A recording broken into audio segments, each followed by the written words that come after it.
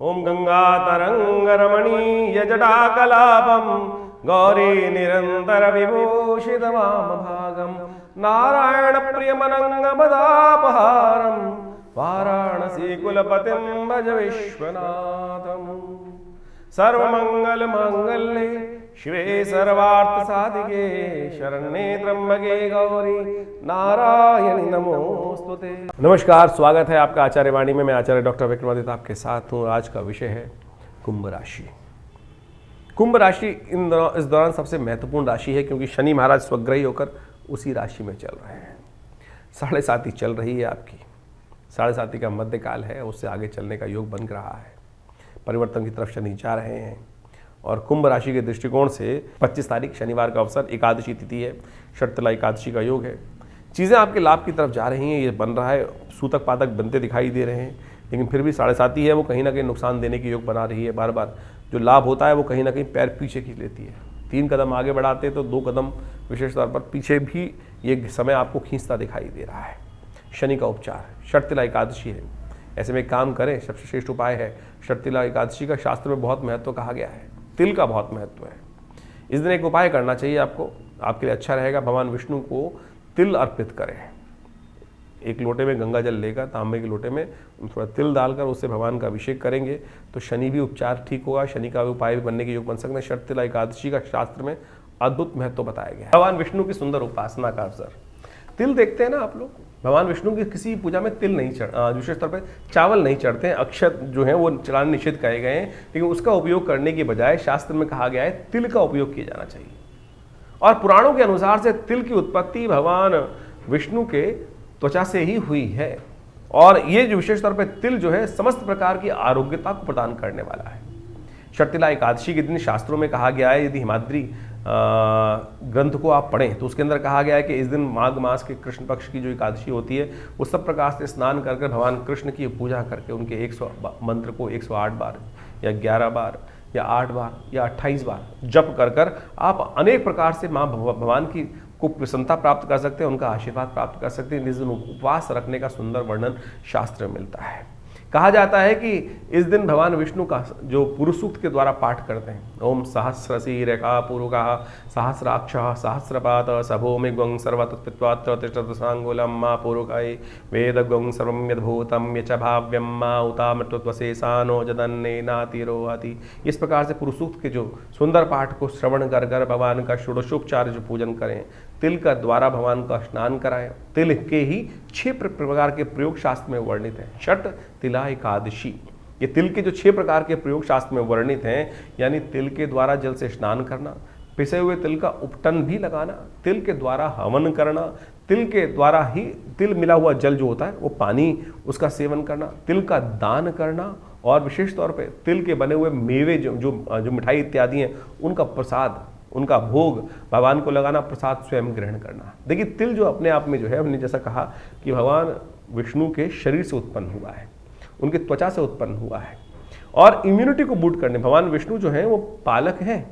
और हमारे यहाँ शास्त्र के अनुसार से कहा जाता है कि तिल के अंदर इतने औषधीय गुण संयुक्त हैं कि वो चाहे आपकी कैल्शियम की डेफिशिएंसी हो, चाहे वो आपके शरीर के अंदर हड्डियों की बहुत सारी जो कमजोरी आ गई हो, चाहे वो वायु विकार बढ़ गया हो, चाहे वो पेट की एसिडिटी हो गई हो, चाहे वो रक्त विकार हो आपके लिए। बहुत सारी लेडीज़ के अंदर जब देखें हीमोग्लोबिन कम हो जाता है। ऐसे में तिल का उपयोग यदि इसमें किया जाए तो वो आपकी इम्यूनिटी को ज़बरदस्त तरीके से, हीमोग्लोबिन लेवल को अद्भुत रूप से ठीक कर देता है। इसलिए भारतीय चिकित्सा पद्धति के अनुसार तिल का प्रयोग, तिल के तेल का प्रयोग सब जगह किया जाता है। हर जो आयुर्वेद के चीज़ें हैं उसके अंदर तिल के तेल का ही उपयोग करना सबसे श्रेष्ठ माना जाता है। आप समझें, शास्त्र के दृष्टिकोण से यदि आप इस बात को समझेंगे तो आप उनको बताएं और कि तिल का जो उपयोग है वो जो आपकी किडनी संबंधित रोग है, यूरिन संबंधित रोग हैं, उनको भी ठीक करने के लिए सबसे बढ़िया कार्य करता है। जिनको बहुत ज़्यादा सर्दी लगती है, इम्यूनिटी वीक हो गई है, यदि तिल का नित्यप्रति सेवन इस पूरे माघ के महीने में करें, वैसे तो हमेशा ही कर सकते हैं आप किसी भी रूप में। हमारे यहाँ लड्डू तक बनाए जाते हैं, कोई मेवा बनाया जाता है तो उसके अंदर आजकल तो बेसिकली किसी वर्ल्ड में किसी भी कोने में जाएंगे तो उसको हल्का सा ऊपर से छिड़क देते हैं तिल को, उससे क्या होता है उसकी ब्यूटी बन जाती है। लेकिन ये जो तिल है ये वास्तविक तौर पर आपके शरीर को पालन करने का सुंदर योग बनाते हैं। तो इस दिन शर्तला एकादशी के दिन अवश्य तिल का प्रयोग कर उसके अनुसार से उसी में भगवान को स्नान कराएं और दूध का दान करें। जिस प्रकार से हमने 6 प्रयोग बताए, ये करेंगे तो ये देखिए आपके संपूर्ण रूप से क्या शारीरिक, क्या मानसिक, क्या आदि भौतिक, यानी हर प्रकार का लाभ प्राप्त करने के योग बन सकते हैं। तो इस तिल का उपयोग अवश्य करेंगे तो बहुत अच्छा रहेगा। तो इस प्रकार से ज्योतिष के शास्त्र बहुत सारे लोगों का भ्रांति हो जाती है। हम लोग जब बताते हैं बहुत सारी चीज़ें, तो इनका ज्योतिष से क्या मतलब, अरे भारत पंचांग, पुराण इत्यादि सब ज्योतिष के दृष्टिकोण से ही है। और ये जो योग बताए जा रहे हैं, बहुत सारे लोग तो कहते हैं कि ज्योतिष के कष्टों का निवारण करने के लिए मंत्र, दान, ये सब औषधि जो हैं यही तो उपाय हैं। और हम फंस जाते हैं कई प्रकार से कुछ बेकार की चीज़ों में खर्चा करने के लिए, चाहे तो नग पहनने के चक्कर में या कुछ और करने के लिए। भारत, हम एक बात समझें, ये छोटे छोटे प्रयोग जो हम बता रहे हैं शास्त्र विधि के अनुसार से, हम तो जहाँ तक ग्रंथ का नाम भी आपको बताने का प्रयास करते हैं, समझाने का प्रयास करते हैं, इनको समझेंगे तो बहुत अच्छा आपके लिए रहेगा। इन सब चीज़ों को समझते हुए कार्य करेंगे तो बड़ा कल्याण का अवसर आपको अवश्य मिलता रहेगा। कुंभ राशि की बात कर लेते हैं। कुंभ राशि में देखिए, आपने शर्तिला एकादशी का महत्व समझा अभी, और शर्तिला एकादशी का बड़ा अद्भुत महत्व जो है उसमें विशेष तौर पर शास्त्र में जो वर्णित है, उसके साथ साथ आप ये समझें कि आपकी राशि के दृष्टिकोण से जो शनि का उपाय हमने बताया वो उसको अवश्य कर लीजिएगा, क्योंकि ये शनि का जो उपाय रहेगा ये आपके लिए अभी 2-3 महीने शनि महाराज जो है ना वो परिवर्तन की तरफ जा रहे हैं। और सम ट्रांजिट टाइम में जब होता है तो शनि महत्वपूर्ण इंपॉर्टेंट प्रभाव उत्पन्न करता है। तो आप समझेंगे तो अच्छा रहेगा आपके लिए। और हम चाहेंगे आपकी जन्मपत्री को भी अच्छे से आप एनालाइज कर लें, क्योंकि बाकी सब दशाएं कौन चल रही हैं, अंतर्दशाएं कौन चल रही हैं, वो सब चीज़ें समझ कर कार्य करना बहुत ज़रूरी होता है।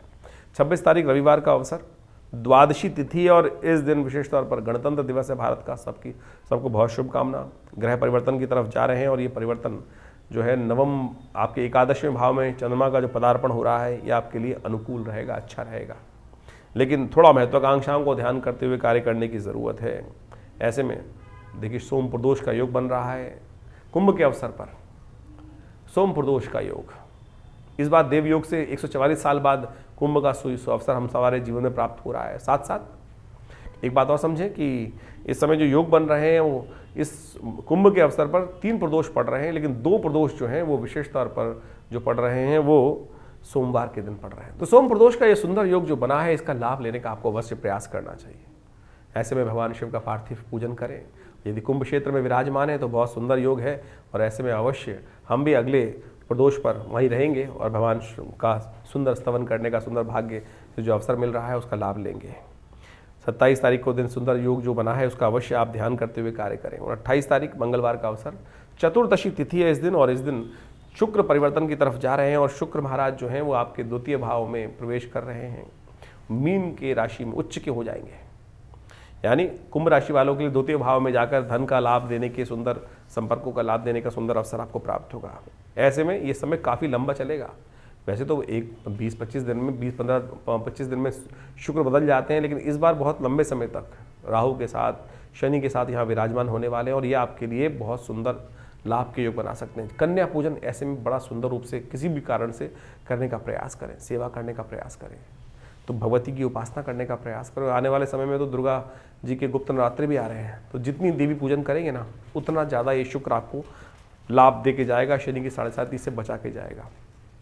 इस बात का ध्यान रखिएगा। गुप्त नवरात्र अभी आरंभ हुआ चाहते हैं, 30 तारीख से गुप्त नवरात्र आरंभ हो जाएंगे। गजकेसरी योग बनकर तैयार है आपके लिए उससे पहले, तो ये आपको कहीं ना कहीं लाभ देने की योग बना रहा है। इसका लाभ अवश्य लेने का आपको प्रयास करना चाहिए, लेकिन ध्यान रखिएगा थोड़ा खर्चा भी बढ़ता दिखाई दे रहा है, क्योंकि 12वें भाव में बैठा हुआ जो ग्रह योग है सूर्य, बुध और साथ साथ आपके राशि के दृष्टिकोण से चंद्रमा योग बना रहे हैं, ये कहीं ना कहीं थोड़े खर्चे भी बढ़ा रहा है, महत्वाकांक्षा को भी बढ़ा रहा है। तो उसको ध्यान रखते हुए थोड़ा बैलेंस रहते हुए कार्य करने की ज़रूरत है। कहीं भी जुआ ना खेलें, कहीं भी दाव पे ना लगाएं चीज़ों को, इस बात का ध्यान रखते हुए कार्य करना है आपको। 29 तारीख बुधवार का अवसर, अमावस्या, माघी अमावस्या का योग बन गया है, और मौनी अमावस्या इसको कहा जाता है। मौन का बड़ा महत्व है। ग्रहगण दृष्टिकोण से गजकेसरी योग विद्यमान है, लेकिन जो चंद्रमा है 12वें भाव में है, थोड़ा सा कहीं ना कहीं पेनल्टी भी करा सकता है। तो उस पेनल्टी को दूर करने के लिए अपने पितरों के निमित्त तर्पण इत्यादि अवश्य करना चाहिए। इसमें ब्राह्मणों को भोजन कराना चाहिए, संत महात्माओं का आशीर्वाद लेने का प्रयास करना चाहिए आपको। 30 तारीख बृहस्पतिवार का अवसर, ग्रह परिवर्तन की तरफ जा रहे हैं, और ये परिवर्तन आपके लिए सुबह थोड़ी भारी दिखाई देती है, लेकिन शाम को आते आते कुछ ना कुछ नया रास्ता आपको अवश्य प्राप्त होने के योग बन सकते हैं। और एक बात ध्यान रखें कि ये इस समय इस दिन गुप्त नवरात्रि आरंभ हो रही है। माघ का महीना जो है वो कृष्ण पक्ष समाप्त होकर शुक्ल पक्ष आरंभ हो रहा है, और ऐसे में इस माघ के महीने में 5 सोमवार जो मंगलवार का योग बन रहा है, ये कहीं ना कहीं प्राकृतिक आपदाओं का, दुर्घटनाओं का योग भी बनाता है। तो इसलिए आपकी राशि के दृष्टिकोण से थोड़ा सावधान भी रहने की ज़रूरत है आने वाले समय में आपको। तो ऐसे में थोड़ी सावधानी के साथ कार्य करें, भगवती का सानिध्य लें। हमने विवेकानंद योगाश्रम में इस गुप्त नवरात्रि के अवसर पर पूरे 9 दिवस पर्यंत दुर्गा सप्तशती का यज्ञ रखा है, आप भी उसमें सम्मिलित हो सकते हैं। उसके लिए स्थान आरक्षित करने के लिए फ़ोन पे संपर्क साधें।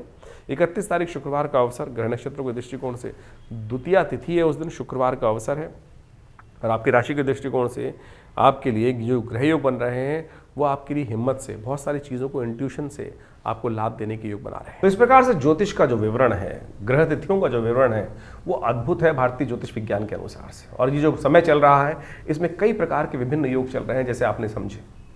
मंगल परिवर्तन की तरफ जो जाने के योग बना रहे हैं, शुक्र परिवर्तन की तरफ जाने के योग बना रहे हैं। मंगल तो लगातार पिछले काफ़ी लंबे समय से जिस प्रकार से अपने सबसे कमज़ोर राशि में चल रहा था, वो परिवर्तन कर इस समय के आरंभ में अपनी राशि को परिवर्तन कर उसमें नया उत्साह वर्धन करने के लिए आपकी राशि के दृष्टिकोण से योग बना रहा है। शुक्र परमुच्च स्थिति में सुंदर भाव में उपस्थित होकर ग्रहों का योग को परिवर्तन करने की स्थिति को उत्पन्न कर रहे हैं। बुध भी इस वक्त राशि परिवर्तन का योग बना रहे हैं। ये समस्त परिवर्तन विशेष तौर पर देश काल परिस्थिति के अनुसार से कई प्रकार के नए योग बनाएंगे। यदि हम देखें तो इस समय में जो ग्रहों का योग है, एक पक्ष में एक तिथि घटी, दूसरे पक्ष में दूसरी तिथि बड़ी है, पंचमी बड़ी, और उसके बाद अगले पक्ष में जाकर एक तिथि घट गई। तो ये ग्रह योग के दृष्टिकोण से जो स्थिति है वो बहुत ही विशेष तौर पर ऐसी है कि कुछ उठा पटक के योग, लहर जो होती है ना कि एक तरफ बढ़ रहा है एक तरफ घट रहा है, तो ऐसी स्थिति उत्पन्न कर सकती है। जो शेयर मार्केट इत्यादि में काम कर रहे हैं उनको थोड़ा सा ध्यान रखना चाहिए इस सब संबंध में। इसके साथ साथ इस पक्ष के अंदर एक बहुत अद्भुत योग बन रहा है। इस मास के अंदर देखें तो प्रदोष का योग जो बन रहा है, वो दोनों प्रदोष जो है वो सोमवार को पड़ रहे हैं। तो सोम प्रदोष का योग बड़े सुंदर रूप से बना है। कुंभ का महीना 144 साल बाद, और साथ साथ इस कुंभ का अवसर, और उसके बाद प्रदोष भी सोमवार के सुंदर योग पर युक्त, यानी सोम प्रदोष का सुंदर युक्त बनकर बने हैं। तो ऐसे में ये समय बहुत ही अद्भुत है। ऐसे में अपने समस्त अनिष्टों को दूर करने के लिए एक डुबकी जो कुंभ की है, उस प्रयाग के स्थान पर, संगम के स्थान पर समस्त कष्टों का निवारण करके, समस्त किए हुए दुष्कर्मों से प्रायश्चित के माध्यम से अपने जीवन को विशेष तौर पर कहा जाता है कि जिस प्रकार से रिजेनोवेशन, जिसका पुनर्जन्म प्राप्त कर सकते हैं, अपने पूर्व अर्जित कर्मों को जो शून्य कर सकते हैं, जो पाप हैं उनको शून्य कर सकते हैं। ये अद्भुत योग है, इसका लाभ हमें लेने का प्रयास करना चाहिए। अब बहुत सारे लोगों के साथ ये स्थिति होती है कि बहुत सारे लोग कहते हैं कि हमको जाने में दिक्कत है, टाइम नहीं मिल पा रहा है। आप घर में भी, ये जो वेला है ना, संपूर्ण जगत की वेला है। इस पुण्य काल का पर्व है, हमारे सबसे श्रेष्ठ कहा गया मानस पूजा, कि मनसा वाचा कर्मणा, 3 प्रकार के कर्म होते हैं। सबसे श्रेष्ठ जो कर्म कहे गए मन के संतुष्टि से ही चलते हैं। मने वो बंधन कारण मोक्षो, जिस प्रकार संसार में शास्त्र में कहते हैं, तो उसके अनुसार से आप कार्य करने का प्रयास करें तो बहुत सुंदर रहेगा। घर में भी बैठकर उन सुंदर समय समय पर जो योग बन रहे हैं, समय समय पर जो मुहूर्त बन रहे हैं, उन समय जहाँ बैठे हैं वहीं ध्यान में जाकर भगवान का सुंदर पूजन करने, उस सूर्यदेव भगवान शंकर कृष्ण विशेषकर भगवान विष्णु के पैर से निकली हुई गंगा के वहीं डुबकी ध्यान में भी लगा लेंगे ना, तो वो भी पुण्य प्राप्त करने के लिए अद्भुत योग बना सकता है। इस मास में 5 मंगलवार और 5 बुधवार का योग बन रहा है। बुधवार का योग तो संतुष्टि देता है, आनंद का योग देता है, लेकिन 5 मंगलवार का जो योग है ये कहीं ना कहीं राज्य भंग होने की स्थिति उत्पन्न कर सकता है। बहुत सारी जगहों में कहीं ना कहीं ऐसा बन सकता है योग धरा पर कि कुछ रक्त रंजित स्थिति बन सकती है, कुछ उठा पटक के योग बन सकते हैं, राज्य सत्ताएं हाथ से निकल सकती हैं। परिवर्तन का समय विशेष तौर पर जिस प्रकार से हमने कहा कि 5-5 ग्रह परिवर्तन की तरफ जा रहे हैं। इसके साथ साथ गुप्त नवरात्रि का भी सुंदर योग बन रहा है। गुप्त नवरात्रि का 30 जनवरी से योग जो बनकर तैयार है, वो आपके अपने कर्म को सुधारने का योग है। गुप्त नवरात्रि कुंभ का समय, और ऐसे में जो माघ का महीना प्रतिपदा, शुक्ल पक्ष की प्रतिपदा से जो आरंभ होगा, वो आपके समस्त अनिष्टों को दूर करने के लिए भगवती दुर्गा के सानिध्य में यज्ञ इत्यादि कर मनोकामना सिद्धि का अद्भुत मार्ग आपके लिए प्रशस्त करेगा। ऐसे में कोशिश ये करें श्रद्धा भाव से। गुप्त नवरात्रि, आमतौर पर लोग 2 नवरात्रि को तो जानते हैं, चैत्र शारदीय नवरात्रि। गुप्त नवरात्रि भी अपनी मनोकामना पूर्ण करने के लिए गुप्त रूप से यदि उसका अनुष्ठान किया जाए तो बहुत सारे कष्टों को दूर करने का योग बनाती है। बहुत सारे लोगों के जीवन में ये होता है कि हम पता नहीं चलता जी हम करें ना करें पुण्य। अरे पुण्य करने का यथाउचित भाव से प्रयास करें। जीवन में समय भाग रहा है, क्या कर सकते हैं। पाप तो हर क्षण मनो मस्तिष्क के विचार से कहीं ना कहीं हो ही रहा है, और अपनी श्रुति को ऊर्ध्वगामी बनाकर उस पुण्य की तरफ प्रेरित करना सबसे कठिन कार्य है। तो ये मुहूर्त इत्यादि जो शास्त्रों में विधान कथाएं जो वर्णित है वो इसीलिए वर्णित है कि किसी भी प्रकार ये न के न प्रकारेण मन को उस परमात्म तत्वों में हम यथाउचित भाव से लगाने का प्रयास करें। तो क्या होगा, भगवती कृपा से, भगवान की कृपा से उस पुण्य को जगाने का सुंदर अवसर मिलेगा। और आप समझें कि जीवन में पुण्य के कम है या ज़्यादा है, उसको कैसे पता लगाएं।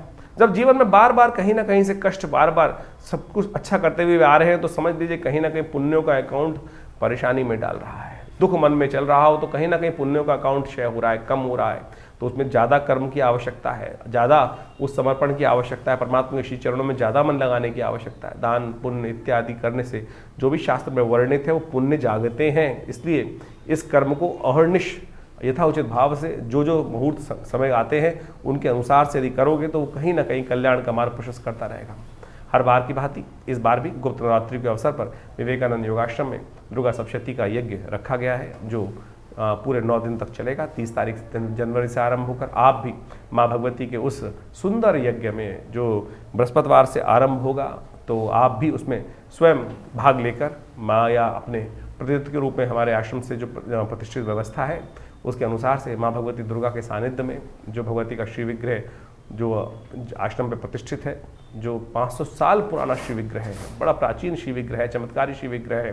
1947 में पाकिस्तान से जब भारत का विभाजन हुआ उस समय कोई महानुभाव आश्रम पर उस मूर्ति को लेकर आए, उनको प्रतिष्ठित यहाँ किया गया और उनका चमत्कार अद्भुत है। उनके दर्शन कर कर उनका लाभ लेकर आप अपने मनोकामनाओं को सिद्धि कर सकते हैं, कष्टों को दूर कर सकते हैं। तो अवश्य आप इस नवरात्रों में, गुप्त नवरात्रि के अवसर पर अवश्य यज्ञ में पधारें। 9 दिन तक ये विशेष कार्यक्रम रहेगा, तो आपकी मनोकामना सिद्धि के लिए अद्भुत योग बन सकते हैं। जीवन में जब कष्ट आए उनको निवारण करने के लिए हम कर्म तो करें ही करें, प्रयास भी करें, लेकिन प्रार्थना जरूर करें। क्योंकि भगवान की प्रार्थना से क्या होता है, एक तो समस्याएं जो हैं, बड़ी भारी समस्याएं भी छोटे से उस कंकड़ के रूप में परिवर्तित हो जाती हैं। इस बात का अनेक बार हमने अपने जीवन में, बहुत सारे लोगों के जीवन में प्रत्यक्ष प्रमाण देखा है। तो कोशिश ये करें, इस सुंदर मुहूर्त का लाभ अवश्य लें। आपके जीवन में चल रही समस्याओं को दूर करने के लिए अद्भुत रास्ता प्राप्त होगा। दिल्ली में हमारा संस्थान विवेकानंद योगाश्रम जमनाबाद खुरेजी लक्ष्मीनगर क्षेत्र में स्थित है और वहाँ वैसे बहुत सारे कार्यक्रम समय समय पर चलते ही रहते हैं और वो सब संबंध में हम आपको अवगत कराते ही रहते हैं। तो आज जुड़िए हमारे साथ। धन्यवाद, नमस्कार।